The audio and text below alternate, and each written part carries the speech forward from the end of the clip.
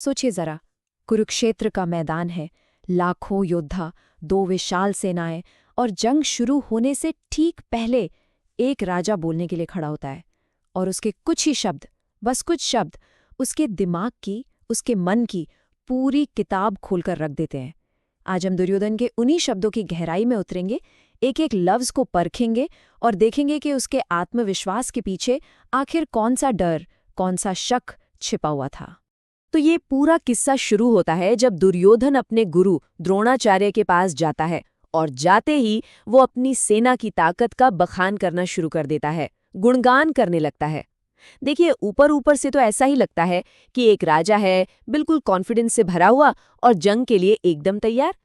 और वो पूरे जोश के साथ, पूरे ओज के साथ ऐलान करता है, अन्य च बहवः शूरा मदर्थे त्यक्त जीवितः नाना शास्त्र प्रहरणाः सर्वे युद्ध विशारदाः।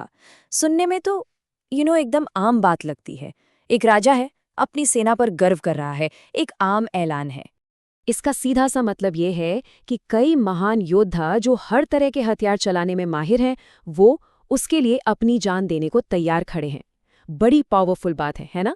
लेकिन असली खेल इन शब्दों के पीछे ही छिपा है। चलिए थोड़ा और गहराई से देखते हैं इसको। अब उस पूरे श्लोक में एक खास शब्द पर ध्यान देते हैं, क्योंकि यही वो एक लफ्ज है जो दुर्योधन के दिमाग का, उसकी सोच का सारा राज खोलकर रख देगा। और वो शब्द है मदर्थे, जिसका मतलब है मेरे लिए। सोचिए, ये सिर्फ एक शब्द नहीं है, ये उसके पूरे अहम की, उसकी ईगो की चाबी है। आप सोचिए, वो ये नहीं कह रहा कि ये युद्ध धर्म के लिए है या हमारे राज्य के लिए है। नहीं, वो कहता है मेरे लिए। इससे साफ, बिल्कुल साफ पता चलता है कि उसकी नज़र में ये लाखों लोगों की लड़ाई है ही नहीं, ये तो बस उसके अपने अहंकार की, उसके पर्सनल ईगो की लड़ाई है। और बात सिर्फ यहीं तक नहीं रुकती। वो कहता है कि उसके योद्धा त्यक्त जीविता हैं, यानी जीवन त्यागने को तैयार। ये कितनी अजीब, कितनी विडंबना भरी बात है कि अनजाने में ही सही, पर वो अपने ही योद्धाओं के अंजाम की भविष्यवाणी कर रहा है। उसे नहीं पता, पर हम तो जानते हैं कि आखिर में उन सब का जीवन सच में त्याग दिया जाएगा। अब यहाँ से कहानी और भी ज्यादा दिलचस्प हो जाती है, क्योंकि अगले ही श्लोक में दुर्योधन अपनी सेना की तुलना पांडवों की सेना से करता है। और बस यहीं पर उसके कॉन्फिडेंस का जो मुखौटा है ना, वो धीरे धीरे उतरना शुरू हो जाता है। वो कहता है, अपर्याप्तम तदस्माकं बलम भीष्माभिरक्षितम पर्याप्तम त्विदमेतेषां बलम भीमाभिरक्षितम। अब इस तुलना को जरा ध्यान से सुनिए, शब्दों पर गौर कीजिए।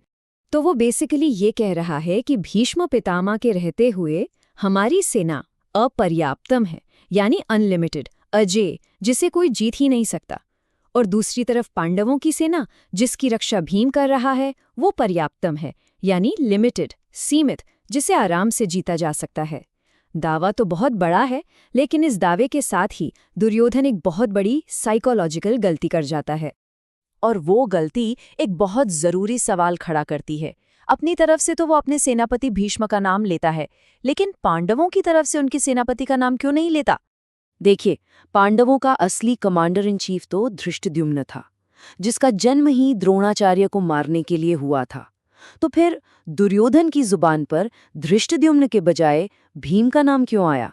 मिलिट्री स्ट्रैटेजी के हिसाब से तो ये बात बिल्कुल बिल्कुल बेतुकी है। इसका जवाब सिर्फ एक लफ्ज में है, डर। दुर्योधन के मन में बचपन से भीम की ताकत का जो खौफ बैठा हुआ है, वो इतना गहरा है कि युद्ध के मैदान में उसके लिए असली खतरा धृष्टद्युम्न नहीं, बल्कि उसका अपना सबसे बड़ा डर भीम है। इसे कहते हैं फ्रॉइडियन स्लिप।